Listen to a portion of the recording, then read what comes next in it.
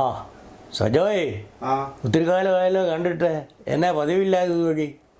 ഓ ചുമ്മാ ചോദിച്ചാലേ കണ്ടാക്കാമെന്ന് ഓർത്ത്. അത് ശരി. വേറെ പ്രത്യേക ആഗമനോദ്ദേശം വേറെ വല്ലതും ഉണ്ടോ? ഒന്നുമില്ല ചോദിച്ചാ. ഒന്നുമില്ല അല്ലേ? ആ ആ, ഏതാണ്ട് പരിപാടികളൊക്കെ ആസൂത്രണം ചെയ്തിട്ടുണ്ടെന്ന് ഇങ്ങനെ കേട്ടല്ലോ. ഇത് നമ്മളിങ്ങനെ ചോദിച്ചാലും ഞാനും കാണുമ്പോൾ തന്നെ ഒരു പരിപാടിയാണല്ലോ. ആ, ഞാൻ ആ പറഞ്ഞ കാര്യമേ, ഞാനിങ്ങനെ ചെറുതായിട്ട് ഇങ്ങനെ ഒരു പരിപാടി നമ്മുടെ ദൈവസഹായം പിള്ളയുടെ ആ എൻ്റെ അടുത്ത് ആ പറഞ്ഞു. ചരിത്രത്തെക്കുറിച്ച് ഞാനിങ്ങനെ ഒന്ന് പ്ലാൻ ചെയ്തുകൊണ്ടിരിക്കുകയാണ്. ആ അപ്പോൾ അതൊക്കെ ഒന്ന് നമുക്കൊന്ന് ശരിയാക്കി ഒന്ന് എങ്ങനെയെങ്കിലുമൊക്കെ ജനഹൃദയങ്ങളിൽ എത്തിക്കണം എന്നുള്ള ആഗ്രഹമാണ് എനിക്കുള്ളത്. തീർച്ചയായും. അതിനിപ്പം സജോയുടെ സഹായം കൂടെ ആവശ്യമാണ്. അപ്പോൾ സജോയെ കണ്ടിട്ട് ഒത്തിരി ആളായല്ലോ. എനിക്ക് സുഖമില്ലാതിരിക്കുമായിരുന്നു. 4-5 മാസം പുറത്തൊരു ഗുരു വന്ന് പൊട്ടി. അതും കഴിഞ്ഞ് ഞാനിവിടെ കിടക്കുകയായിരുന്നു. സജോ ആണെങ്കിൽ ഇങ്ങോട്ട് വരുന്നുമില്ല, വിളിക്കുന്ന പോലും വളരെ ചുരുക്കമായിട്ടാണ്. ഓക്കെ, അപ്പോൾ പിന്നെ എന്നതാ പരിപാടി ഇന്ന്? ഇന്ന് തന്നെ ഇപ്പൊ നമുക്ക് എന്തെങ്കിലും പരിപാടിയൊക്കെ ചെയ്തേക്കാം. എന്താ പരിപാടി? ചോദിച്ചാൽ ഇഷ്ടമുള്ളത് പറയുക. അല്ല, ഞാൻ ആ ഇത് ദൈവസഹായത്തിൻ്റെ കാര്യങ്ങളൊക്കെ കുറച്ചൊക്കെ ഇങ്ങനെ മനസ്സിൽ പ്ലാൻ ചെയ്തിട്ടിട്ടുണ്ട്. തുടങ്ങുക, ഇത് നമ്മൾ തുടങ്ങുക. ദൈവസഹായം പിള്ളയെ മനസ്സിൽ ധ്യാനിച്ചൊക്കെ തുടങ്ങിക്കൂ. ആ, എന്നാൽ അങ്ങനെ തന്നെ അങ്ങോട്ട് പോട്ടെ അല്ലേ? ഓക്കെ, എന്നാൽ ശരി, തുടങ്ങട്ടെ. തുടങ്ങിക്കൂ. അപ്പോൾ ഒത്തിരി തെറ്റുകളും കുറ്റങ്ങളും ഒക്കെ ഉണ്ടാകും. ഒന്നും പ്ലാനിങ് ഒന്നും ശരിയായിട്ടില്ല എങ്കിലും. ആ, 1944 ജനിച്ച എനിക്ക് എൻ്റെ വല്യച്ചായൻ, എനിക്കൊരു 7 വയസ്സുള്ള പ്രായം മുതലേ എൻ്റെ വല്യച്ചായൻ അദ്ദേഹത്തിൻ്റെ ചെറുപ്പത്തിലെ ഉള്ള പല സംഭവങ്ങളും പിന്നീട് അദ്ദേഹത്തിന് പൂർവികരിൽ നിന്ന് ലഭിച്ചിട്ടുള്ള അറിവുകളെക്കുറിച്ചുമൊക്കെ ഞാനുമായി ഇങ്ങനെ പങ്കുവയ്ക്കുമായിരുന്നു. പക്ഷേ എൻ്റെ ഹൈസ്കൂൾ വിദ്യാഭ്യാസ കാലത്ത് തന്നെ വല്യച്ചായൻ ഞങ്ങളെ വിട്ടു പിരിഞ്ഞു. അദ്ദേഹത്തിൻ്റെ ഓർമ്മയ്ക്കായിട്ട് തന്നെ ഞാൻ ഇതങ്ങ് തുടരട്ടെ.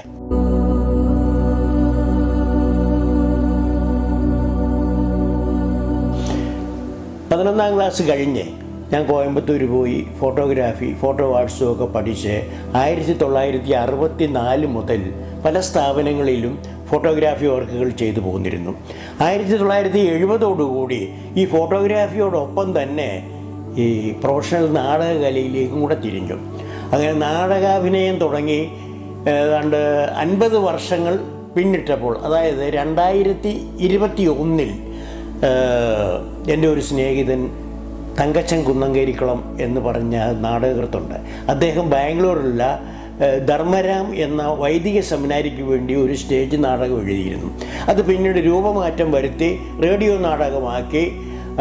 അത് 1921 Changanassery saint Joseph's radio media village അവതരിപ്പിക്കുകയുണ്ടായി. അതിലെ ഇതിവൃത്തം എന്ന് പറയുന്നത് പണ്ട് എൻ്റെ ഗ്രാൻഡ് ഫാദർ എന്നോട് പറഞ്ഞു തന്നിരുന്ന അതിൽ പ്രധാനപ്പെട്ട ഒരു സബ്ജക്റ്റ് തന്നെയായിരുന്നു. അതുമാത്രമല്ല, അതിലെ പ്രധാന കഥാപാത്രമായി അഭിനയിക്കാനുള്ള അവസരം ലഭിച്ചത് എനിക്ക് തന്നെയായിരുന്നു. ആ നാടകത്തിൽ അഭിനയിച്ചു കഴിഞ്ഞപ്പോൾ എനിക്ക് ഒരാഗ്രഹം, അദ്ദേഹം ജനിച്ച നാടും വീടും ഒക്കെ ഒന്ന് കണ്ടാൽ കൊള്ളാമെന്ന്. നമ്മുടെ തലസ്ഥാന നഗരിക്കടുത്തുള്ള മാർത്താണ്ഡത്തിനടുത്ത്, കന്യാകുമാരി ജില്ലയിലെ മാർത്താണ്ഡത്തിനടുത്ത് ഉള്ള ആ പ്രദേശങ്ങളൊക്കെ 2022 മാർച്ച് മാസത്തിൽ ചുറ്റി സഞ്ചരിച്ച് കാണുകയും ഒക്കെ ചെയ്തു. അപ്പോൾ അദ്ദേഹത്തെക്കുറിച്ച് കൂടുതൽ കാര്യങ്ങൾ അറിയുവാനും അദ്ദേഹം സഞ്ചരിച്ച വഴികളിലെ പ്രത്യേകതകൾ എന്തൊക്കെയാണെന്നുള്ള മനസ്സിലാക്കാനും ഒക്കെ ആയിട്ട് കുറേശ്ശെ സാധിച്ചപ്പോൾ എൻ്റെ മനസ്സിലൊരാശയം തോന്നി. ആ പുണ്യപുരുഷനെക്കുറിച്ച് എന്തെങ്കിലുമൊക്കെ ചരിത്രങ്ങൾ എഴുതി അത് ജനഹൃദയങ്ങളിൽ എത്തിക്കണമെന്ന്. അതിനുവേണ്ടിയുള്ള ഒരു സംരംഭത്തിലായിരുന്നു ഞാൻ. അതിനുവേണ്ടി ഇങ്ങനെ മനസ്സിൽ ഓരോന്നൊക്കെ പ്ലാൻ ചെയ്തിട്ടുണ്ടെന്നല്ലാതെ വേറെ ഇതിനകത്ത് രചനകളൊന്നും നടത്തിയിട്ടില്ല. എങ്കിലും ആ ഓർമ്മയുള്ള കാര്യങ്ങൾ ഞാനിവിടെ പറയാം. നട്ടാലും ആ ഗ്രാമത്തിലെ വളരെയധികം ഐശ്വര്യസമ്പൂർണമായ എല്ലാം അടങ്ങിയ ഒരു പ്രത്യേക ഗ്രാമമായിരുന്നു നട്ടാലം. ആ നട്ടാലത്തിലെ വാസുദേവൻ നമ്പൂതിരി, അത് കായംകുളത്തുകാരൻ വാസുദേവൻ നമ്പൂതിരി എന്ന് പറയുന്നത് നട്ടാല ശിവക്ഷേത്രത്തിലെ പ്രധാന പൂജാരിയായിരിക്കുന്ന അദ്ദേഹത്തിൻ്റെ തറവാടാണ്. അതായത് ആ തറവാട്ടിലെ മരുതൂർക്കുളങ്ങര തറവാട്, അതെ, ആ തറവാട്ടിലെ താമസം അദ്ദേഹത്തിൻ്റെ സഹധർമ്മിണിയായ ദേവകിയമ്മയെ അദ്ദേഹമാണ് താമസം. 1712 ഏപ്രിൽ മാസം 23-ാം തീയതി അവർക്കൊരു കുട്ടി ജനിച്ചു. ഒരാൺകുഞ്ഞാണ് ജനിച്ചിരിക്കുന്നത്. അവർ നീലകണ്ഠൻ എന്ന് നാമകരണവും ചെയ്തു. അങ്ങനെ അവൻ അവിടെ ഓടിക്കളിച്ച് വളർന്നു. പക്ഷേ അവിടെ ഒരു നായർ പാരമ്പര്യം അനുസരിച്ച് മറ്റൊരു കാര്യമുണ്ട്. നമ്പൂതിരി നായർ സ്ത്രീയെ വിവാഹം ചെയ്ത് അതിലുണ്ടാകുന്ന കുട്ടികളുടെ മേലുള്ള ഉത്തരവാദിത്തങ്ങളൊന്നും ഏറ്റെടുക്കാൻ നമ്പൂതിരി തയ്യാറാകുകയില്ല. അതിൻ്റെ ആവശ്യമില്ല, അതിനോട്ട് അവർ സമ്മതിക്കത്തുമില്ല. കാരണം അവരുടെ ആ കുടുംബം തന്നെ അത് നടത്തേണ്ടതാണെന്നുള്ളതാണ് അവിടുത്തെ ആ പാരമ്പര്യം. ആ പാരമ്പര്യം അനുസരിച്ച് ദേവകി അമ്മയും അവരുടെ മൂത്ത സഹോദരൻ രാമൻപിള്ളയും ചേർന്ന് നീലകണ്ഠനെ വളർത്തി. അവൻ വളർന്നു വിദ്യാഭ്യാസ സമയമായപ്പോഴത്തേക്ക് പരക്കോട്ട് കരകണ്ഠനാർ ശ്രീരംഗം പള്ളിക്കൂടത്തിൽ അവനെ ചേർത്തു. അവന് മലയാളം, തമിഴ്, സംസ്കൃതം ഇത്യാദി ഭാഷകളൊക്കെ പഠിച്ചു. മാത്രമല്ല അതെല്ലാം പനയോലയിൽ നാരായം കൊണ്ട് എഴുതാനും അവൻ പ്രാവീണ്യം നേടിയിരുന്നു. മാത്രമല്ല അയോധന കലകളിലും അവൻ പ്രാവീണ്യം നേടിയിരുന്നു. ഇങ്ങനെ മുന്നോട്ട് പോകുന്ന സമയത്താണ് ആ ഗ്രാമത്തിനൊരു പ്രത്യേകത എന്താണെന്ന് വെച്ചാൽ അത് മാർത്താണ്ഡവർമ്മയുടെ ഭരണകാലമാണ്. മാർത്താണ്ഡവർമ്മയുടെ കൊട്ടാരത്തിലെ ആശ്രിതരും അവിടുത്തെ വീരയോദ്ധാക്കളും ഒക്കെ താമസിച്ചിരുന്ന ഒരു ഗ്രാമമായിരുന്നു അവിടം. അവിടെയുള്ളവരെല്ലാം ഈ ആയുധവിദ്യകളും അഭ്യസിച്ചിരുന്നു. നീലകണ്ഠനും ആയുധവിദ്യകളൊക്കെ അഭ്യസിച്ച് അങ്ങനെ നിൽക്കുന്നു. 25-ാമത്തെ വയസ്സിൽ നീലകണ്ഠൻ ഭാർഗവി എന്ന എരുണയിലുള്ള നായർ സ്ത്രീയായ ഒരു ഭാർഗവിയെ വിവാഹം കഴിക്കുന്നു. 25-ാമത്തെ വയസ്സിൽ ഭാർഗവിയുമായിട്ട് അവിടെ താമസിക്കുന്ന സമയത്ത് ഈ 25-ാമത്തെ വയസ്സിൽ വിവാഹം കഴിഞ്ഞപ്പോഴത്തേക്ക് അവന് കുടുംബത്തിൻ്റെ കാരണവരായിട്ട് അവർ തിരഞ്ഞെടുക്കുകയും ചെയ്തു. കുടുംബത്തിൻ്റെ കാരണവർ കൂടിയായിരുന്നു ഭാർഗവി വന്നു. ഭാർഗവി അപ്പോൾ നീലകണ്ഠൻ ഒരു ഇളയ സഹോദരിയുണ്ട്, ലക്ഷ്മിക്കുട്ടിയുടെ കാര്യങ്ങളും അമ്മയെ സഹായിക്കാനും ഒക്കെ ഭാർഗവി തയ്യാറായിരുന്നു. നല്ല വിദ്യാഭ്യാസമുള്ള പെൺകുട്ടിയായിരുന്നു ഈ ഭാർഗവി. അവരങ്ങനെ കഴിയുന്ന കാലത്ത് ദിവസവും ക്ഷേത്ര ദർശനം നടത്തുമായിരുന്നു, അവർ പോയിരുന്നു. ഈ സമയത്ത് മാർത്താണ്ഡവർമ്മ പ്രത്യേക പൂജകളും വഴിപാടുകളും ഒക്കെ നടത്തുന്നതിന് വേണ്ടി ഈ ശിവക്ഷേത്രത്തിൽ മിക്കവാറും എത്തുമായിരുന്നു. അങ്ങനെ എത്തി ഈ നീലകണ്ഠനുമായിട്ട് പരിചയപ്പെട്ടിരുന്നു. നീലകണ്ഠൻ്റെ സിദ്ധിവിശേഷങ്ങളെക്കുറിച്ച് മനസ്സിലാക്കിയിരുന്ന മാർത്താണ്ഡവർമ്മ മഹാരാജാവ് കൊട്ടാരത്തിലേക്ക് വരാനും അവിടെ പട്ടാളത്തിൽ ചേർന്ന് പ്രവർത്തിക്കാനുമുള്ള ആ ഒരു ക്ഷണമാണ് നൽകിയത്. സന്തോഷത്തോടെ ആ ക്ഷണം സ്വീകരിച്ചു നീലകണ്ഠൻ. വളരെ ഇതായിട്ട് 28-ാമത്തെ വയസ്സിൽ തൻ്റെ 28-ാമത്തെ വയസ്സിൽ താൻ പട്ടാളത്തിൽ ചേർന്ന് കൊണ്ടുപോയി. ആദ്യം അവിടെ കെട്ടി അവിടെ ഊട്ടുമുറി ഖജാൻജിയായിട്ടാണ് നീലകണ്ഠന് ജോലി കിട്ടുന്നത്. ഊട്ടുമുറി ഖജാൻജി എന്ന് പറഞ്ഞിരുന്നാൽ പട്ടാളക്കാർക്ക് ശമ്പളം കൊടുക്കുന്ന ഉദ്യോഗമായിരുന്നു. അങ്ങനെ വലിയ ശമ്പളമൊന്നും ആദ്യം ഉണ്ടായിരുന്നില്ല. അത് കഴിഞ്ഞിട്ട് തൻ്റെ കാര്യങ്ങളില്ല വളരെ മിടുക്കനായിരുന്നു. ഏൽപ്പിക്കുന്ന ജോലികളെല്ലാം ഉത്തരവാദിത്വത്തോടുകൂടി അപ്പോഴപ്പോഴും ചെയ്യുമായിരുന്നു. ഈ മിടുക്ക് കണ്ടിട്ട് നീലകണ്ഠനെ പ്രൊമോഷൻ കൊടുത്തിട്ട് അഗസ്തേശ്വരം, തോവാള, കൽക്കുളം, വിളവങ്കോട്, നെടുമങ്ങാട്, നെയ്യാറ്റിൻകര, ചിറയൻകീഴ്, തിരുവനന്തപുരം എന്നീ 8 താലൂക്കുകളുടെ ഭരണാധികാരിയും കൂടിയാക്കി മാറ്റിക്കഴിഞ്ഞിരിക്കുകയായിരുന്നു. ഈ സമയത്താണ് ഡച്ചുകാർ വന്നു. 1741 ഡച്ചുകാർ നാവികസേനാ മേധാവി ഡിലനോയുടെ നേതൃത്വത്തിലുള്ള ഡച്ച് പട തിരുവിതാംകൂറുമായി യുദ്ധത്തിന് ഏർപ്പെടുകയാണ്. കാരണം സ്വന്തമായി വാണിജ്യ തുറമുഖം സ്ഥാപിക്കണമെന്ന ലക്ഷ്യത്തോടുകൂടിയായിരുന്നു അവർ അവിടെ എത്തിയത്. ആ രാമയ്യൻ അന്നേരം ഉണ്ടായിരുന്നു. രാമയ്യൻ എന്ന് പറയുന്ന ദളവ മാർത്താണ്ഡവർമ്മയുടെ സഹായിയായിട്ട് വിശ്വസ്തനുമായിട്ട് അന്നേരം ഉണ്ടായിരുന്നു. രാമയ്യനും ഉൾപ്പെടെയുള്ള മാർത്താണ്ഡവർമ്മ, രാമയ്യന്, കടലോര ആശാന്മാരെ, നീലകണ്ഠൻ ഇവരെല്ലാവരും കൂടെ ചേർന്ന് ഡച്ച് സൈന്യത്തെ എതിർക്കാൻ തയ്യാറായി. ഡച്ച് സൈന്യം ആധുനിക യുദ്ധകലകളിൽ പ്രാവീണ്യം നേടിയവരാണ്. യുദ്ധ സാമഗ്രികളുമായിട്ടാണ് അവരെത്തിയിരിക്കുന്നത്. എന്നിരുന്നാലും നാടൻ അഭ്യാസ മുറകൾ മാത്രം കയ്യിലുള്ള തിരുവിതാംകൂർ സേന അവരുമായിട്ട് മുട്ടാൻ തയ്യാറാകുകയാണ്. നീലകണ്ഠൻ അതിൻ്റെ മുൻപന്തിയിൽ നിന്നുകൊണ്ട് ഡച്ച് സേനയെ വെല്ലുവിളിച്ചുകൊണ്ട് മുന്നേറുകയാണ്. അങ്ങനെ എന്തൊക്കെയോ അഭ്യാസ പ്രകടനങ്ങൾ കാണിച്ച് മിന്നൽ പ്രയോഗത്തിലൂടെ ഡച്ച് സൈന്യരിൽ ഈ യന്ത്രങ്ങൾ പ്രവർത്തിച്ചു വരുന്നവരുടെ കഴുത്ത് അരിഞ്ഞരിഞ്ഞ് വീഴ്ത്തിക്കൊണ്ട് നീലകണ്ഠൻ മുന്നേറുകയാണ്. നീലകണ്ഠൻ അത് മുന്നേറി പല തലകളും മണ്ണിൽ വീണു പടയുന്നത് കണ്ടു. ഈ രീതിയിൽ വന്നു കഴിഞ്ഞ ഡച്ച് സൈന്യം പിന്മാറി, പലരും മരിച്ചു. അവശേഷിക്കുന്നതോ ഡിലനോയ് ഉൾപ്പെടെ 23 പേര് ഡച്ച് സൈന്യത്തിൽ നിന്നും അവശേഷിക്കുകയുണ്ടായി. ആ 23 പേരോ അവരെ കൽത്തുറുങ്കിൽ അടച്ചു തിരുവിതാംകൂർ സൈന്യം. ഇങ്ങനെ ഡച്ച് സൈന്യത്തെ കൽത്തുറുങ്കിൽ അടച്ചു. ധീരനായ നീലകണ്ഠന്റെ ആ കഴിവിനനുസരിച്ചുള്ള അവിടുത്തെ മഹാരാജാവ് അവിടുത്തെ ഉന്നതാധികാരം എന്ന് പറയുന്ന പറ്റും വളയും നൽകി നീലകണ്ഠനെ ആദരിക്കുകയാണ് ചെയ്തത്. നീലകണ്ഠൻ ഇങ്ങനെ കഴിയുന്നു. അത് മാത്രമല്ല, പിന്നീട് മറ്റൊരു ഉത്തരവാദിത്വം കൂടെ നീലകണ്ഠനെ ഏൽപ്പിക്കുകയാണ് ചെയ്തത്. കാരണം ജയിലിന്റെ ചുമതലയും നീലകണ്ഠനെ ഏൽപ്പിക്കുകയായിരുന്നു മഹാരാജാവ് ചെയ്തത്. ഇതവിടെ നിൽക്കട്ടെ. നീലകണ്ഠൻ ജയിലിന്റെ ചുമതല വഹിച്ചുകൊണ്ട് അവിടെ നിൽക്കുന്നു. അപ്പൊ ഞാൻ ഇങ്ങനെയൊക്കെ ഉള്ള ചരിത്രങ്ങളിലേക്ക് കടക്കുന്നതിന് മുൻപ് എനിക്ക് മറ്റു ചില സംശയങ്ങൾ കടന്നുകൂടി. അതോടൊന്ന് അറിയിക്കണമല്ലോ. സംശയങ്ങൾ എന്ന് പറഞ്ഞിരുന്നാല് ചരിത്രങ്ങൾ പലതും വായിച്ചിട്ടുണ്ട്, കേട്ടിട്ടുണ്ട്. പക്ഷേ അത് പലതും സത്യസന്ധമല്ലായിരുന്നു. സത്യവിരുദ്ധമായ ഇത്തരം ചരിത്രങ്ങളിലേക്ക് കിടക്കാൻ ഞാൻ ആഗ്രഹിക്കുന്നില്ല. അതുകൊണ്ട് തന്നെ ഞാൻ ചെയ്തതോ ഇതിനു വേണ്ടി കുറേ കാര്യങ്ങൾ കൂടി തിരുവിതാംകൂർ ചരിത്രത്തെ കുറിച്ച് പറയുന്നുണ്ട്. തിരുവിതാംകൂറിന്റെ ഭരണാധികാരികളെ കുറിച്ച് പറയുന്നുണ്ട്. പക്ഷേ അത് പലതും സത്യസന്ധമല്ല എന്നാണ് ഞാൻ വിശ്വസിക്കുന്നത്. മാത്രമല്ല,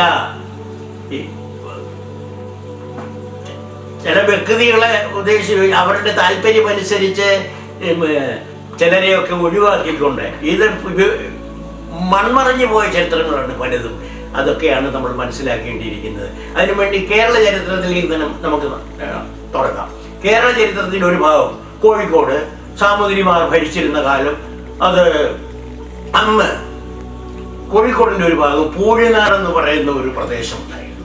ആ പൂഴിനാടും വയനാടിൻ്റെ ഒരു ഭാഗവും പിന്നീട് തമിഴ്നാടിൻ്റെ കുറേ ഭാഗങ്ങൾ, കോയമ്പത്തൂർ അതിർത്തി വരെ നീണ്ടുകിടക്കുന്ന ഒരു ഭാഗവും എല്ലാം കൂടെ ചേർന്ന് ഏഴിമല എന്നൊരു പ്രദേശം ഉണ്ടായിരുന്നു. അവിടെ ഭരണം നടത്തിയിരുന്ന ഏഴിമല തമ്പ്രാക്കൾ എന്നാണ് അവരെ അന്ന് വിശേഷിപ്പിച്ചിരുന്നത്. ഇവർ പുലേറായിരുന്നു. ദ്രാവിഡ വംശത്തിൽ ജനിച്ച പുലേർ, അതായിരുന്നു ഈ ഏഴിമല തമ്പ്രാക്കൾ എന്ന് പറയുന്നത്. അവർ ഭരണം നടത്തിയിരുന്നത് അവിടെയായിരുന്നു. ആ ഏഴിമല തമ്പ്രാക്കൾ ഭരണം നടത്തിയിരുന്ന കാലത്ത് അവർ നല്ല ഭരണം നടത്തിയിരുന്നു. അത് ഏഴ് തമ്പ്രാക്കളിൽ നന്നൻ എന്ന ഒരു പുലയ രാജാവ് ഉണ്ടായിരുന്നു. അദ്ദേഹം വളരെയധികം പ്രസിദ്ധനായ ഒരു രാജാവായിരുന്നു. നല്ല കഴിവുറ്റ രാജാവായിരുന്നു. അത് പല വിദേശ രാജ്യങ്ങളുമായിട്ടും അദ്ദേഹം വാണിജ്യബന്ധം പുലർത്തിയിരുന്നു. ഇങ്ങനെ നന്നൻ ഭരിച്ചിരുന്ന കാലത്ത് ചേരവരുമായിട്ട് ധാരാളം യുദ്ധങ്ങൾ നടത്തുമായിരുന്നു. അന്ന് മറ്റേ ഇവിടെ നമ്മുടെ കേരളത്തിൻ്റെ പലയിടങ്ങളിലുമായിട്ട് തിരുവിതാംകൂറിലും ഒക്കെ ആയിട്ട് ജാതി മേൽക്കോയ്മകൾ സൃഷ്ടിച്ചുകൊണ്ട് ബ്രാഹ്മണർ 7-ാം നൂറ്റാണ്ടിലൊക്കെ പരദേശി ബ്രാഹ്മണർ എത്തി. മറ്റ് പലയിടങ്ങളിൽ നിന്നായി എത്തിയ പരദേശി ബ്രാഹ്മണർ ഇവിടെ അവരുടെ മുഷ്ക് കാണിച്ചിരുന്ന ഒരു കാലമായിരുന്നു. ക്ഷേത്ര ഭരണങ്ങൾ മുഴുവനും അവരുടെ കൈപ്പിടിയിൽ ഒതുക്കിക്കൊണ്ടിരുന്നു. അത് മാത്രമല്ല, ക്ഷത്രിയരെ പോലും അവർ നിയന്ത്രിച്ചിരുന്ന കാലമായിരുന്നു. എന്നാൽ ഈ ഭാഗത്തേക്കൊന്നും അവരുടെ കടന്നുകയറ്റം നടന്നിരുന്നില്ല. ആര്യന്മാരുടെ കടന്നുകയറ്റത്തെ പോലും തടയിട്ടിരുന്നതായിരുന്നു ഈ നന്നന്റെ ഭരണം. അങ്ങനെ ഇരിക്കും ഒരു യുദ്ധത്തിൽ നന്നൻ വീരമൃത്യു അടഞ്ഞു. കഴിഞ്ഞപ്പോഴത്തേക്ക് നന്നന്റെ പിൻഗാമിയായിട്ട് പിന്നെ വരുന്നത് ഉദയൻ. അതായത് നന്നന്റെ മകൻ ഉദയനായിരുന്നു. നന്നൻ ഉദയൻ എന്ന പേരിലാണ് അദ്ദേഹം അറിയപ്പെട്ടിരുന്നത്. അച്ഛൻ്റെ പേര് ആദ്യം കൊടുത്തിട്ടാണ് പിന്നെ മകൻ്റെ പേര്. സാധാരണ നമ്മുടെ ഗതിയിൽ ഇവിടെയൊക്കെ അതല്ലല്ലോ, മകൻ്റെ പേര് പറഞ്ഞിട്ട് അവിടുന്ന് അച്ഛൻ്റെ പേരൂടെ പറയില്ലേ. എന്നാൽ ഈ ഉദയനെ അറിയണം നന്നൻ ഉദയൻ എന്നുള്ള പേരിൽ തന്നെയാണ് അറിയപ്പെട്ട് നന്നൻ ഉദയൻ പിതാവിൻ്റെ കാലടികളെ പിന്തുടർന്നുള്ള ഭരണം തന്നെയാണ് നടത്തിക്കൊണ്ടിരുന്നത്. സൽഭരണമായിരുന്നു. പക്ഷേ ഏറെ താമസിക്കാതെ തന്നെ ഉദയനും മരണമടഞ്ഞു. അതോടുകൂടി വടക്കൻ പ്രദേശങ്ങളിലുള്ള പുലയ രാജവംശത്തിൻ്റെ അന്ത്യം കുറിച്ചു. പിന്നെ കേരളത്തിൻ്റെ തെക്കേ അറ്റത്തേക്ക് വരികയാണെങ്കിൽ വളുവനാട് രാജാക്കന്മാർ ഭരിച്ചിരുന്ന കാലം.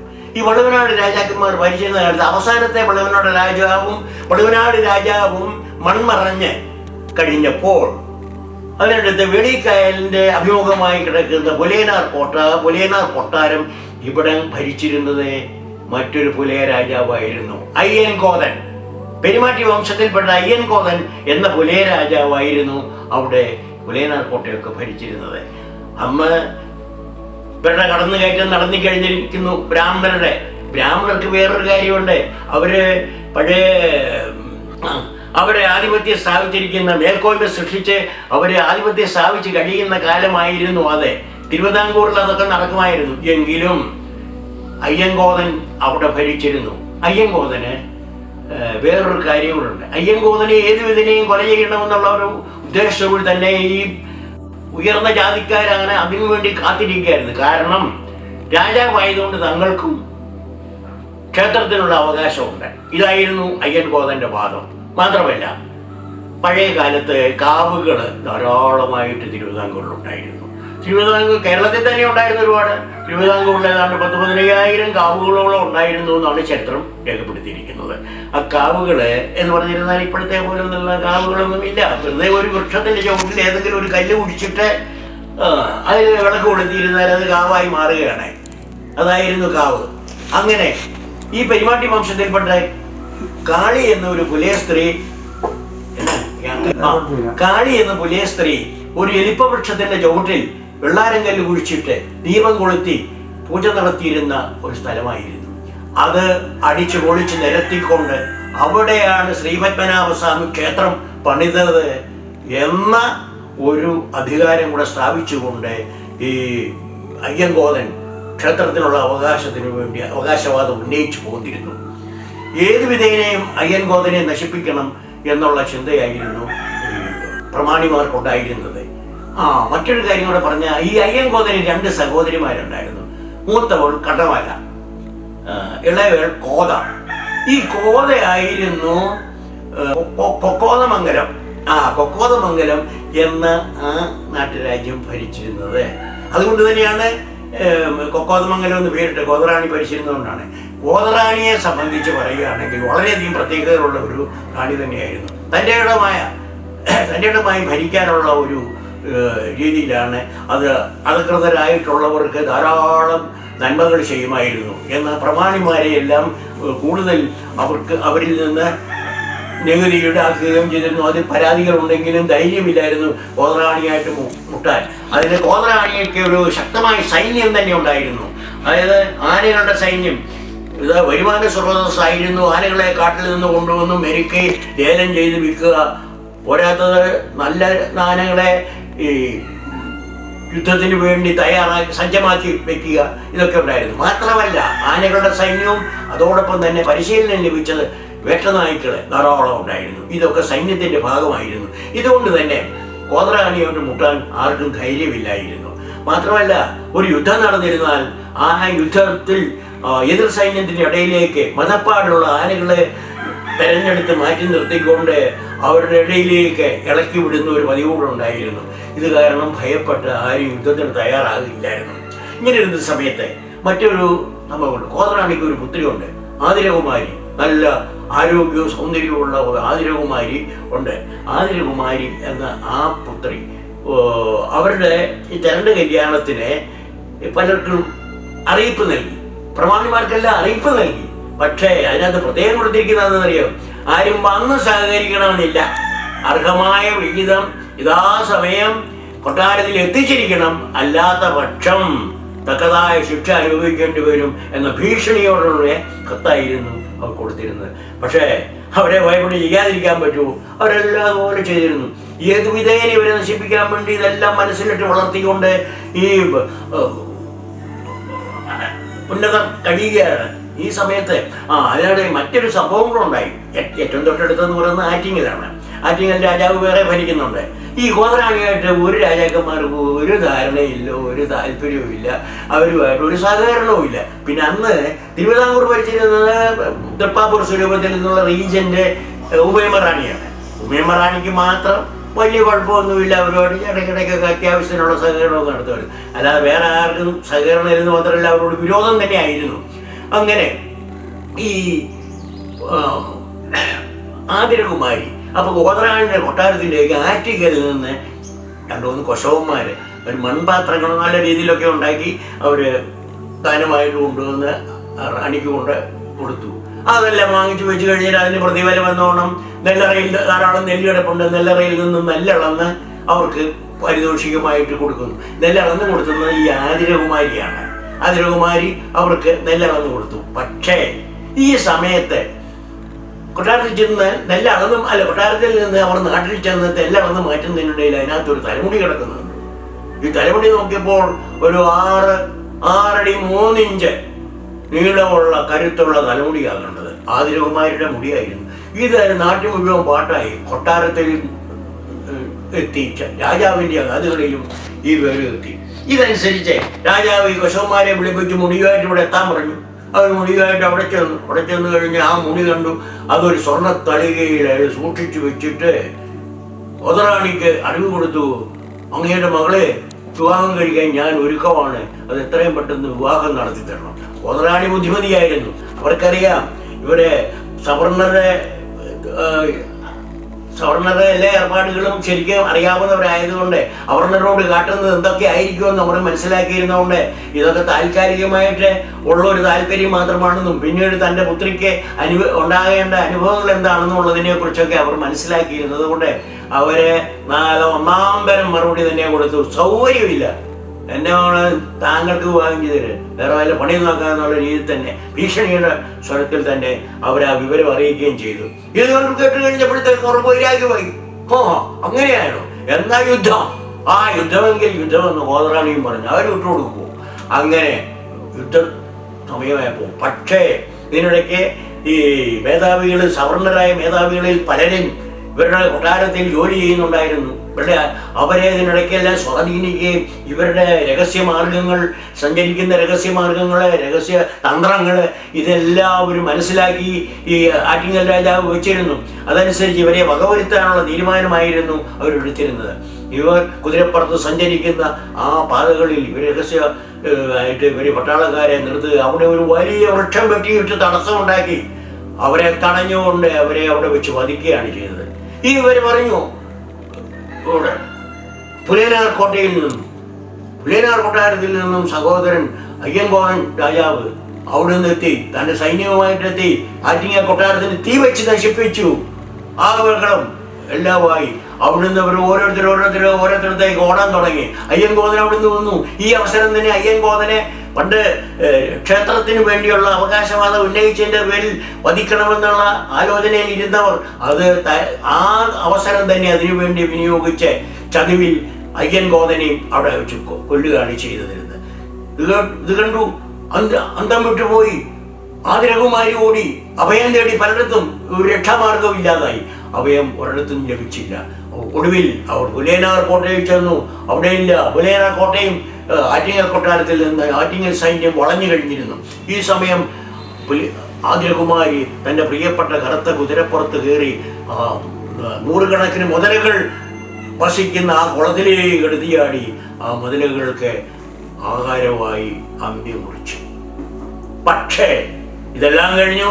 പുലേർ വംശം അവിടെ നശിച്ചു, നാമാവശേഷമായി കഴിഞ്ഞിരുന്നു ഭരണത്തിൽ നിന്നും. പക്ഷേ അവിടെ ശേഷിച്ചിരുന്ന കുറേ ജനങ്ങളുണ്ടല്ലോ, അവരുടെ അവർ ഭരിച്ചിരുന്ന ചേരികളും മറ്റും അവർക്ക് ഭയമായി. ഇനി അടുത്തത് അവരെയും നശിപ്പിക്കും എന്നുള്ള ചിന്ത വന്നപ്പോൾ അവർ ഓരോരുത്തരായിട്ട് കടലോര മേഖലയിലേക്ക് പലായനം ചെയ്യുകയാണ്. മുക്കുവ കുടിലുകൾ ഓരോന്നും അഭയം തേടി അവിടെ അവർ താമസമാക്കി. അന്നത്തെ കാലത്ത് മുക്കുവ കുടിലിൽ മാത്രമേ എന്തെങ്കിലും ആശ്രയം കിട്ടത്തുള്ളായിരുന്നു. കാരണം അവിടെ ഈ മുക്കുവർ വസിച്ചിരുന്നത് ക്രിസ്ത്യൻ മിഷനറിമാർ അന്ന് എത്തിയിരുന്ന കാലമാണ്. അവർ ബോധവൽക്കരണം നടത്തി ക്രിസ്തുമതം സ്വീകരിച്ചിരുന്നവരായതുകൊണ്ട് ഇവർക്ക് ആർക്ക് വേണമെങ്കിലും അഭയം കൊടുക്കാനും അവരെ സഹായിക്കാനുമുള്ള വലിയ മനസ്സിൻ്റെ ഉടമകളായിരുന്നു ഈ മുക്കുവ കുടിലുകളിൽ കഴിഞ്ഞിരുന്ന ആ സാധുക്കൾ എല്ലാം. അതുകൊണ്ട് എല്ലാവരും അവിടേക്ക് പോയി. അതോടുകൂടി രാജവംശം, ഇവിടുത്തെ തിരുവിതാംകൂറെ പുലേർ രാജവംശം അവസാനിക്കുകയും ചെയ്തു. ഇതൊന്നും ഇപ്പോൾ ഇല്ല, ചരിത്രത്തിൽ പോലും ഇല്ല. അവിടെ ഇതിനിടയ്ക്ക് പ്രമാണിമാർ പലരും ഉണ്ടായിരുന്ന കോട്ടയും ആ സ്ഥലങ്ങളും എല്ലാം കൈവശപ്പെടുത്തുകയും ചെയ്തു. പിന്നെയോ ഇപ്പോഴുള്ളത് ഏതാണ്ട് ആ ക്ഷയരോഗ ആശുപത്രി ഇരിക്കുന്ന ആ ഭാഗങ്ങൾ ഏതാണ്ട് മാത്രം ശകലം. ഇത് ചരിത്രത്തിൽ പറയുന്നുണ്ടോ? ഇല്ല, പറയത്തുമില്ല. ഇതൊക്കെയാണ് നമ്മുടെ മനസ്സിൽ തട്ടിയിരിക്കുന്ന കാര്യങ്ങൾ. അതുകൊണ്ട് ഇപ്പോൾ രാജവംശം ഭരണം കഴിഞ്ഞു. റീജന്റ് മഹാറാണിയുടെ ഭരണം കഴിഞ്ഞു. മഹാറാണി അന്ന് പരിവക്തായല്ലേ, മഹാറാണിയുടെ ഭരണം ഒക്കെ കഴിഞ്ഞു കഴിഞ്ഞപ്പോൾ രാമവർമ്മ പ്രായപൂർത്തിയായി ഭരണം ഏറ്റെടുത്തു. അപ്പോൾ രാമവർമ്മ ഭരണം ഏറ്റെടുത്ത് കഴിഞ്ഞപ്പോൾ രാജഭരണത്തിലേക്ക് കടന്നു വന്നപ്പോൾ ഇവിടെ എന്താണ് നടക്കുന്നത്? അവിടെ ഉത്സവം കാണാൻ പോകും. അന്ന് തമിഴ്നാട്ടിൽ പല സ്ഥലങ്ങളിലും മിക്കവാറും ഉത്സവങ്ങളുണ്ട്. അവരിങ്ങനെ ആനന്ദിച്ച് രസിച്ച് അവർ ഉത്സവം കാണാൻ അവിടോട്ടെല്ലാം പോകും. ശുചീന്ദ്രൻ ക്ഷേത്രത്തിലെ ഉത്സവം നടക്കുന്നു. ഉത്സവം കാണാനായിട്ട് രാജാവും പരിവാരങ്ങളും അങ്ങോട്ട് പോയി. അവിടെ ചെന്നപ്പോൾ അവിടെ ധാരാളം സ്ത്രീകളും ഒക്കെ കൂടിയിരുന്നു. അവിടെ വെച്ച് ഒരു സ്ത്രീയെ കണ്ടു. അത് ചോദിച്ചു, പരിചയപ്പെട്ടു. അഭിരാമി എന്ന പേര്. എവിടെയാ വീട്? ഞങ്ങൾ ഇവിടുത്തുകാരിൽ. അപ്പോൾ കൂടെ എൻ്റെ ചേട്ടനുമുണ്ടോ? എവിടെ? വിളിച്ചു. ഉടനെ ചേട്ടനും എടുത്തു വന്നു. അഭിരാമി എവിടെയാണ് വീട് എന്ന് പറഞ്ഞു. ഞങ്ങൾ അയോധ്യയിൽ നിന്ന് വന്നവരാണ്.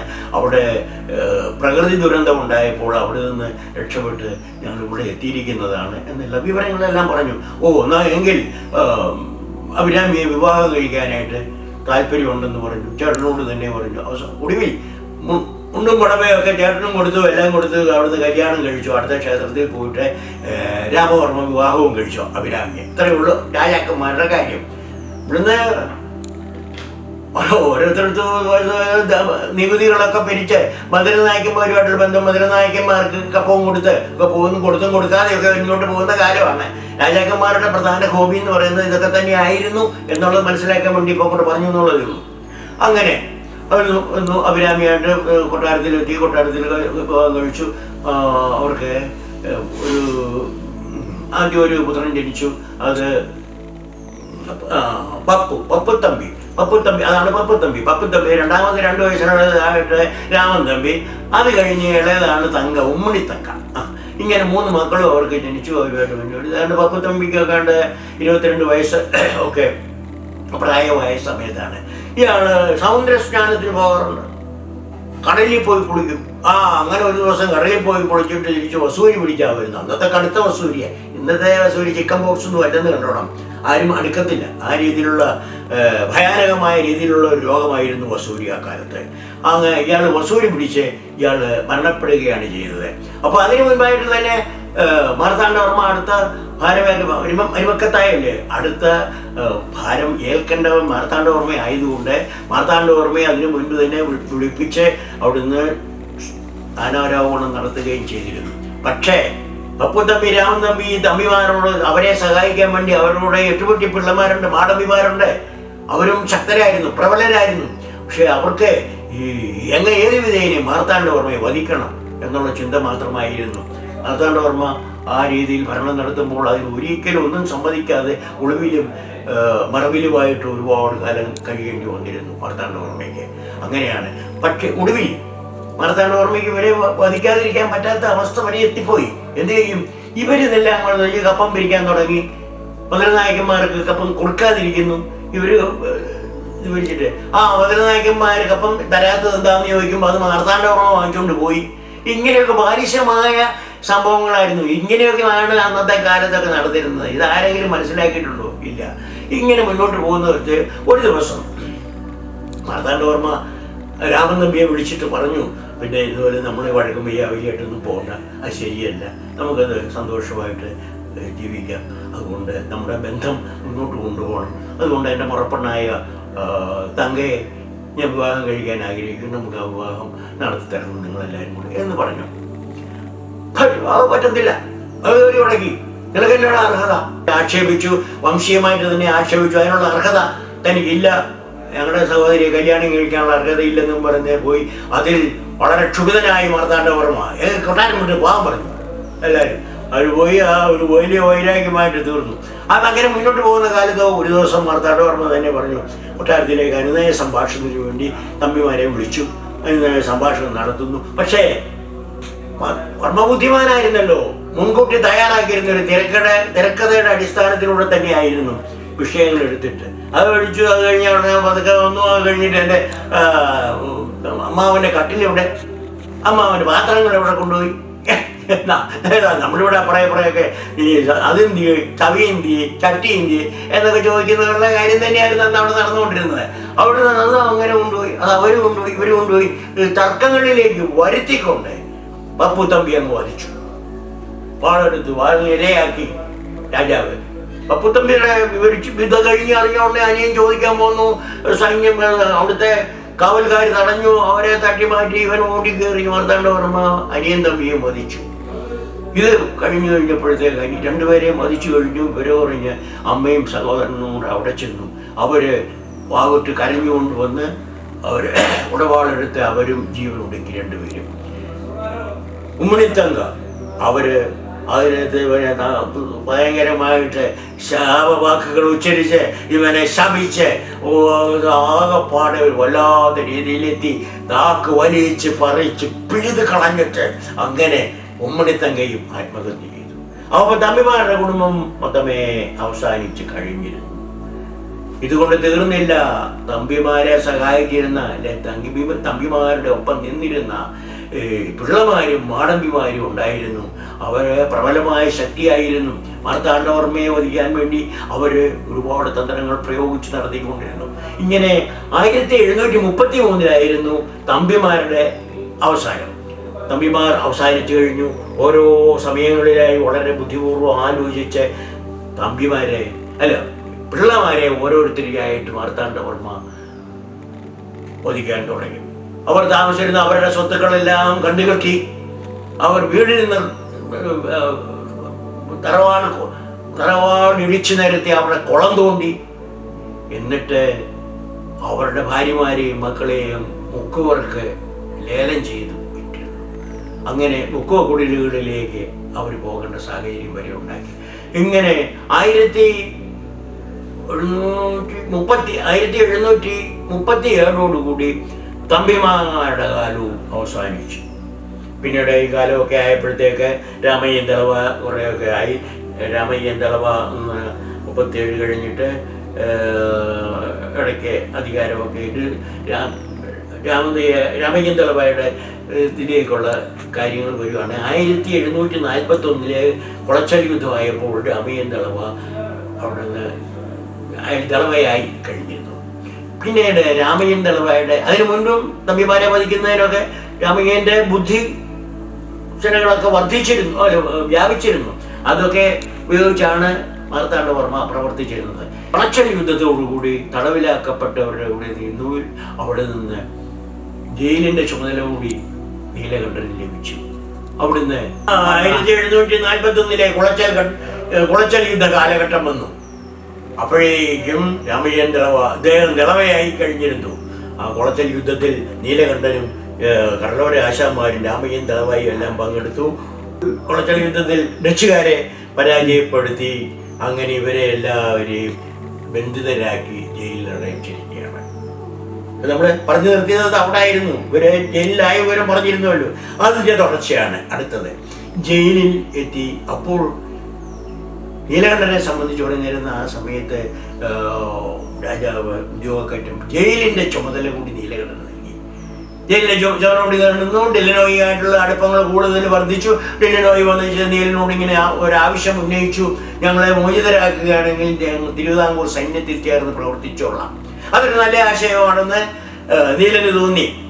നീലന് തോന്നാൻ കാരണം ഇവിടെ യുദ്ധമുറകളെല്ലാം അഭ്യസിച്ചു ആധുനിക യുദ്ധമുറകളുമായിട്ട് വന്നവരാണ്.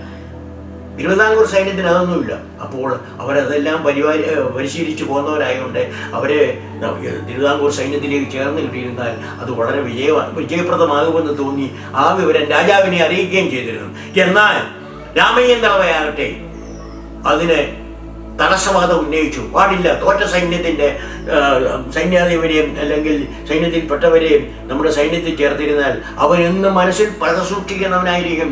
അവൻ ഏതു വിധേനയും രാജ്യത്തിൻ്റെ തന്ത്രങ്ങൾ മനസ്സിലാക്കി കഴിഞ്ഞ് എതിർ സൈന്യത്തിന് അല്ലെങ്കിൽ ഇംഗ്ലീഷുകാർക്ക് നമ്മളെ പരാജയപ്പെടുത്താനുള്ള ബുദ്ധി ഉപദേശിച്ചു കൊടുക്കും. അതുകൊണ്ട് ഒരു കാരണവശാലും പാടില്ല എന്നുള്ള വാദത്തിലാണ് രാമയ്യൻ നിന്നത്. എന്നാൽ രാജാവിന് മനസ്സിലായി, കുശാഗ്രബുദ്ധിക്കാരനായ രാമയ്യൻ ഇത് പറയുന്നത് രാമയ്യൻ്റെ സ്ഥാനം തെറിച്ചു പോവുമോ എന്നുള്ള രീതിയിൽ ഉദ്ദേശത്തോടുകൂടിയാണ് പറയുന്നത് എന്ന് രാജാവിന് മനസ്സിലായതുകൊണ്ട് നീലകണ്ഠൻ്റെ ആ താല്പര്യത്തോടെ യോജിക്കുകയും ഡെല്ലനോയിയെയും മറ്റു ഡച്ചുകാരെയും മോചിപ്പിച്ച് തിരുവിതാംകൂർ സൈന്യത്തിൻ്റെ ഭാഗമാക്കി തീർക്കുകയും ചെയ്യുകയാണ് ചെയ്തത്. ഡച്ച് സൈന്യം അവിടെ വന്നു. അവർക്ക് അന്ന് രാമവർമ്മ ഭരിച്ചിരുന്ന കാലത്തുള്ള ചെങ്കൽ കോട്ട ഇടിഞ്ഞുളിയെല്ലാം കിടപ്പുണ്ടായിരുന്നു. ആ ചെങ്കൽ കോട്ടയെല്ലാം നിരപ്പാക്കി കരിങ്കല്ലിൽ കെട്ടി ഉയർത്തി കെട്ടി അവിടെ എല്ലാം പുതുക്കി പണിത് അവിടെ വെടിക്കോപ്പ് നിർമ്മാണശാലയും യുദ്ധ പരിശീലന കേന്ദ്രവും എല്ലാം അവിടെ ആക്കി. മാത്രമല്ല ഡച്ചുകാർക്ക് കുടുംബസമയം താമസിക്കാനുള്ള വീടുകൾ, ഭവനങ്ങൾ നിർമ്മിച്ചു. മാത്രമോ ഡച്ചുകാരെല്ലാം ക്രിസ്ത്യാനികളായ ക്രിസ്തുമത വിശ്വാസികളായിരുന്നത് കൊണ്ട് അവർക്ക് പ്രാർത്ഥിക്കാനുള്ള ആരാധനാലയം, ദേവാലയം നിർബന്ധിച്ചു. മാത്രമല്ല കുട്ടികൾക്ക് കളിക്കാനുള്ള സജ്ജീകരണം, അങ്ങനെ ഉദയഗിരി എല്ലാ സജ്ജീകരണവും ഏർപ്പാടാക്കി. ഡിലനോയും നീലകണ്ഠനും താമസവും അവിടെയാക്കി.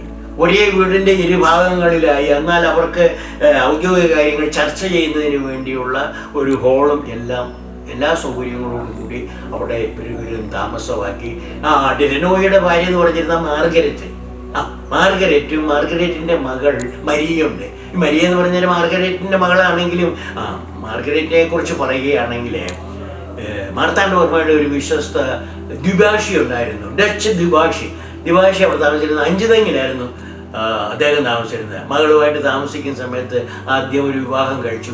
ആദ്യത്തെ ഭർത്താവ് മരിച്ച് വിധവയായി ഒരു പുത്രിയുണ്ട്. ആ പുത്രിയുമായിട്ട് ഈ ദ്വിഭാഷിയുടെ മകള് മാർഗരറ്റ് അവിടെ താമസിക്കുന്ന സമയത്ത് രാജാവ് കൂടെ താല്പര്യമെടുത്താണ് ഇവർ തമ്മിലുള്ള വിവാഹം കഴിപ്പിച്ച്. അങ്ങനെ ഈ മാർഗരറ്റും ഒപ്പം മരിയയും ഉണ്ടായിരുന്നു. അവരും ഈ കോട്ടയ്ക്കുള്ളിൽ താമസ സ്ഥലത്തെത്തി. നീലകണ്ഠനും ഭാർഗവിയും അവിടെ എത്തി. നട്ടാലത്ത് ഒന്ന് പോയി ലക്ഷ്മിക്കുട്ടിയൊക്കെ പിരിഞ്ഞ് അമ്മയും പിരിഞ്ഞപ്പോൾ അവിടുന്ന് നട്ടാലം പോകുന്നതിൻ്റെ പ്രയാസങ്ങളൊന്നും ഇവരുമായിട്ട് ഒത്തുചേർന്നുള്ള ജീവിതത്തിനിടയിൽ കൂടുതലൊന്നും ഉണ്ടായില്ല. അങ്ങനെ മുന്നോട്ട് പോകുന്ന സമയത്താണ് പെട്ടെന്ന് തറവാട്ട് വീട്ടിൽ നിന്നും അമ്മ ജാനകിയമ്മ പെട്ടെന്ന് ആളയച്ചു. നീലകണ്ഠനും ഭാർഗവിയും പെട്ടെന്ന് അവിടെ ചെല്ലാൻ. കാര്യം എന്താണെന്നറിയാതെ അവിടെ വിഷമിച്ച് ചെല്ലുന്ന സമയത്ത് എന്താണ് കാര്യമെന്നറിയാൻ മേല. എന്ത് വിട്ടു അമ്മ ഇങ്ങനെ ഒന്നും പറഞ്ഞിട്ടില്ല, വേഗം എത്തണമെന്നുള്ളതായിരുന്നു അറിവ് കൊടുത്തിരുന്നത്. ഭാർഗവിയും നീലകണ്ഠനും അതിവേഗം അമ്മയുടെ അടുത്തേക്ക് നട്ടാലത്തേക്ക് ഓടിയെത്തി. അമ്മേ എന്താ കാര്യം എന്നറിയാൻ മേലാതെ അമ്മയും വിഷമിച്ചു. അമ്മേ എന്തോ അത്യാവശ്യമായിട്ട് വരണമെന്ന് പറഞ്ഞ് ഭാർഗവിയും പ്രയാസപ്പെട്ടു. അമ്മ എന്താ കാര്യം പറയാൻ. അപ്പോഴാണ് അമ്മ കാര്യം പറഞ്ഞത്. നീ കുടുംബത്തിന്റെ കാരണവരാന്ന് പറഞ്ഞിരുന്നിട്ട് പോയി കാര്യമൊന്നുമില്ല. എന്തെങ്കിലും കാര്യങ്ങൾ കാണണമെങ്കിൽ ആൾക്കാർ ഓടി വരുമ്പോൾ നീ ഇവിടെ ഉണ്ടോ? ഇല്ല. നീ അങ്ങ് ഉദയഗിരി കോട്ടയെ കിടക്കുകയാണ്. അവരുടെ അത്യാവശ്യ കാര്യങ്ങൾ ആരോട് പറയും അത് കേൾക്കാൻ? അപ്പൊ എനിക്കാണ് പ്രതിയില്ലാത്തത്. അവർ കുറ്റപ്പെടുത്തുന്ന മുഴുവൻ എന്നെയാണ്. കാര്യം എന്താണമ്മേ? നിനക്ക് മനസ്സിലായില്ലേ? ഈ കുടുംബത്തിൽ നടക്കുന്ന ബുദ്ധിമുട്ടുകളും പ്രയാസങ്ങളും നീ മനസ്സിലാക്കുന്നില്ലേ? ആകെപ്പാടെ പ്രശ്നങ്ങളാണ്. ഈ രോഗങ്ങളും കഷ്ടതകളും ദുരിതങ്ങളും മുഴുവൻ കുടുംബത്തുള്ളവർ അനുഭവിക്കുന്നവരെ നീ അറിയുന്നില്ലേ? വേണ്ട എത്രയോ പേര് മരിച്ചു, ആടുമാടുകൾ ചത്തൊടുങ്ങുന്നു, ഇത്രയേറെ കഷ്ടതകൾ നടന്നു. കുടുംബത്തിന്റെ കാരണവരല്ലേ നീ? കാരണവരല്ലടാ ഈ കാര്യങ്ങൾക്ക് പരിഹാരം കാണേണ്ടവൻ. നീ കാണുന്നുണ്ടോ? നീ എവിടെയാ? അവരെല്ലാം ഓടി വന്ന് പരാതി പറയുന്നത് എൻ്റെ അടുത്ത് മാത്രമാണ്. ഞാനിതെല്ലാം എത്രമാത്രം കേട്ടിരിക്കും പോനെ. നീ ഇതിന് മറുപടി പറയാ എന്നോട്. എനിക്കൊരു സമാധാനം എന്താ? അമ്മേ കാര്യങ്ങളെല്ലാം ഞാൻ അറിയുന്നുണ്ട്, അറിയാതിരുന്നിട്ടല്ല, എല്ലാം അപ്പോഴപ്പോഴും അറിയുന്നുണ്ട്. അതിനു വേണ്ട പരിഹാര ക്രിയകളെല്ലാം ഞാൻ ചെയ്യുന്നുണ്ട്. എന്ത് ചെയ്യുന്നത്? നമ്മുടെ വിശ്വാസം അനുസരിച്ചുള്ള സകല പരിഹാര ക്രിയകളും ഞാൻ ചെയ്യുന്നുണ്ടമ്മേ.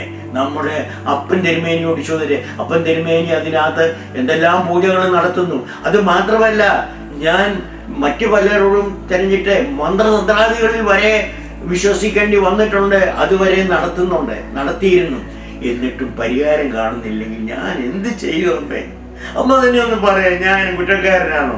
മോനെ, നീ കുറ്റക്കാരനാണെന്നല്ല, നീ വിശ്വാസം അനുസരിച്ചുള്ള എല്ലാ കാര്യങ്ങളും ചെയ്യുന്നുണ്ടെന്ന് പറഞ്ഞു, സമ്മതിക്കുന്നു. പക്ഷെ ഒരു കാര്യമുണ്ട്, വിശ്വാസം ദൈവകേന്ദ്രീകൃതമായിരിക്കണം അമ്മേ. അതെ, വിശ്വാസങ്ങൾ പലർക്കും ഉണ്ട്. പക്ഷെ ഇതിൽ എത്രമാത്രം ദൈവകേന്ദ്രീകൃതമായ വിശ്വാസം ഉണ്ടടാ? ഈ ദൈവ കേന്ദ്രീകൃതമായ വിശ്വാസത്തിലേക്ക് നിങ്ങൾ വന്നില്ലെങ്കിൽ ഇതിനൊന്നും പരിഹാരം കാണാൻ സാധിക്കത്തില്ല. ആകപ്പാട് അവൻ്റെ മനസ്സിൽ കിടന്ന് അലതെല്ലാം തുടങ്ങി. എന്താണ് അമ്മ ഈ പറയുന്നതിൻ്റെ അർത്ഥം? എല്ലാ വിശ്വാസങ്ങളും നമ്മൾ ചെയ്തിട്ട് ദൈവകേന്ദ്രീകൃതമല്ലേ ഇത് എന്നുള്ള സംശയങ്ങൾ കടന്നുകൂടി. ഇവിടെ അമ്മ നിർത്തി. ഞാൻ എൻ്റെ അഭിപ്രായങ്ങൾ പറഞ്ഞ് നിന്ന് നിർത്തി. നീ ഒത്തിരിക്കാലം കൂടി ഇങ്ങോട്ട് വന്നു, ഭക്ഷണം കഴിക്കുക. അതുകൊണ്ട് നിൻ്റെ ഇളയ സഹോദരി ലക്ഷ്മിക്കുട്ടി നിന്നെ കാത്തിരിക്കുന്നു. നിന്നെ വഴക്ക് പറയുന്നത് കേട്ടാണ്ട് അവളുടെ കണ്ണ് നിറഞ്ഞിരിക്കുന്നത് കണ്ടില്ലേ? കുഞ്ഞു കിടന്ന് വിഷമിച്ച കണ്ടില്ലേ നീ? അതും കണ്ടു, എല്ലാം കണ്ടു. അതൊക്കെയാണ് എൻ്റെ വിഷമങ്ങൾ അമ്മച്ചി. ഓ അമ്മച്ചി, അമ്മച്ചി എങ്കിൽ അമ്മച്ചി അല്ലേ? അതുകൊണ്ട് ഇനി ഇന്ന് വല്ലതൊക്കെ കഴിക്കേ എന്ന് പറഞ്ഞു. എല്ലാവരും കൂടെ ഭക്ഷണം ഉണ്ടാക്കാൻ അവൻ ഇഷ്ടപ്പെട്ടിരുന്ന മാമ്പഴ പുളിശ്ശേരിയോ ഏതാണ്ടൊക്കെ കൂടിയോ ഉണ്ടാക്കി. പുഴുക്ക് വലിയ ഇഷ്ടമാണ്, കപ്പ പുഴുക്ക്, ചക്കപ്പുഴുക്ക് എന്ന് വേണ്ട അവൻ ഇഷ്ടമുള്ള ആഹാരങ്ങളൊക്കെ അവിടെ കരുതി വച്ചിരുന്നു. അവർ വയറു നിറച്ച് കഴിച്ചു. അവനെ സമാധാനിപ്പിച്ചു. വളരെ വൈകിയാണെങ്കിലും മോളെ ലക്ഷ്മിക്കുട്ടി, നീ പിന്നെ ഒരിക്കൽ കോട്ടയിലേക്ക് കൊണ്ടുപോകുക. ഇപ്പം പഠിത്തമുള്ള ദിവസങ്ങളല്ലേ, പഠനമെല്ലാം അവധിയിടുന്ന സമയത്ത് നമുക്ക് കോട്ടയിലേക്ക് പോകാം. ഇപ്പോൾ അവിടെ കുഴപ്പമില്ലാതെ പോകുന്ന ഒരു മരിയുണ്ട് അവിടെ, 4 വയസ്സുകാരി. ആ മരിയായിട്ട് ഞങ്ങൾ സന്തോഷിച്ചൊക്കെ കഴിയുന്നുണ്ട്. നിന്നെ പിരിഞ്ഞു പോയുള്ള വിഷമങ്ങളൊക്കെ അവളുമായിട്ടുള്ള ആ സഹകരണത്തിലൂടെയാണ് ഞങ്ങൾക്ക് ഇല്ലാതായത്. അങ്ങനെ കാര്യങ്ങൾ പറഞ്ഞ് അവരൊപ്പം ഇരുന്ന് ഭക്ഷണം കഴിച്ചു. അവിടുന്ന് വളരെ വൈകിയാണെങ്കിലും ഉദയഗിരി കോട്ടയിലേക്ക് അവർ തിരിച്ചു. ഇവരുടെ വരവും കാത്ത് ഡെലിനോയും മാർഗരേറ്റും അവിടെ കാത്തിരിക്കുകയാണ്, ഭക്ഷണം പോലും കഴിക്കാതെ. അവരവിടെ തിരിച്ചെത്തിയപ്പോൾ അയ്യോ വളരെ വൈകി, എന്നാൽ ഭക്ഷണം കഴിക്കണ്ടേ, ഭക്ഷണം കഴിച്ചിട്ട് കിടന്ന് ഉറങ്ങേണ്ട, ഒരുപാട് വൈകിയല്ലോ. വേണ്ട, ഞങ്ങൾ അമ്മേൻ്റെ അടുത്ത് നിന്ന് ഭക്ഷണം കഴിച്ചിട്ടാണ് വരുന്നത്, നിങ്ങൾ ഭക്ഷണം കഴിക്കും. അത് കേട്ട് അവരെ ഭക്ഷണം കഴിക്കാനിരുന്നു. മരിയ വൈകിപ്പോയത് കൊണ്ട് അവൾ ഉറക്കത്തിലാണ്ട് പോയിരുന്നു. അമ്മ കൂടുതൽ കാര്യങ്ങൾ പറഞ്ഞ് നീലകണ്ഠൻ്റെ വിഷമങ്ങളും പ്രയാസങ്ങളും അവൻ്റെ മുഖഭാവം കണ്ടിട്ട് ഒരുപാട് പ്രയാസങ്ങളുണ്ടെന്നും അമ്മയുടെ കുറ്റപ്പെടുത്തുകളെല്ലാം കേട്ടുകൊണ്ട് വരികയാണെന്നും മനസ്സിലാക്കിയിട്ട് നോയി അന്ന് കൂടുതൽ കാര്യങ്ങളൊന്നും ചോദിച്ച് അവരെ ബുദ്ധിമുട്ടിച്ചില്ല. പിറ്റേ ദിവസം നേരം വെളുത്ത് വളരെ നേരത്തെ എഴുന്നേറ്റു. ആ ഓഫീസ്, അവർക്ക് ഔദ്യോഗിക കാര്യങ്ങൾ ചർച്ച ചെയ്യാൻ വേണ്ടി ഉപയോഗിക്കുന്ന ഓഫീസ് മുറിയിൽ കസേരയിട്ട് നീലകണ്ഠൻ ഇരിക്കുമ്പോൾ ഡെലിനോയും അവിടെ എത്തി. എന്താണ് സ്നേഹിത കാര്യം? ഒരുപാട് വിഷമത്തിലാണല്ലോ കണ്ടത്. ഇതിൻ്റെ കാരണം എന്താണ്? അമ്മയുടെ അടുത്ത് പോയി കഴിഞ്ഞിട്ട് തിരിച്ചു വന്നപ്പോൾ മുഴുവൻ പ്രയാസങ്ങളാണല്ലോ കാണുന്നത്. ഇതിന് കാരണങ്ങൾ എന്നോട് പറയൂ. അപ്പോൾ എന്തായിരുന്നാലും ശരി, ഡെലിനോയുടെ എല്ലാം പറയാതിരിക്കുകയില്ല. അവർ പരസ്പരം എല്ലാ രഹസ്യങ്ങളും കൈമാറുമായിരുന്നു. അവരെ ശരിയാടെ വന്നു. എന്താ കാര്യം എന്ന് ചോദിച്ചപ്പോൾ അവൻ പറഞ്ഞു, അവിടുത്തെ കഷ്ടതകൾ, ഞങ്ങളുടെ ആൾക്കാരുടെ മുഴുവൻ രോഗങ്ങളെ, കഷ്ടതകളെ, ആടുമാടുകൾ ചത്തൊടുങ്ങുന്നു, അവിടുന്ന് ദേവീകോപമോ സർപ്പകോപമാണ്, ഇവ കാര്യങ്ങൾക്ക് പരിഹാരം കണ്ടെത്താൻ സാധിക്കുന്നില്ല സ്നേഹിത എന്നൊക്കെ പറഞ്ഞു കഴിഞ്ഞു. അപ്പോൾ തന്നെ ഡെലിനോയി നീലകണ്ഠനോടൊരു മാർഗം പറഞ്ഞു. ശിക്ഷിക്കുന്ന ദൈവമല്ല, രക്ഷിക്കുന്ന ദൈവമാണ്. ആ ദൈവത്തെ മുറുകെ പിടിച്ചിരുന്നാൽ നമുക്ക് എല്ലാം നേടിയെടുക്കാം എന്ന് ഡെലിനോയി നീലകണ്ഠനോട് പറയുകയും ചെയ്തു.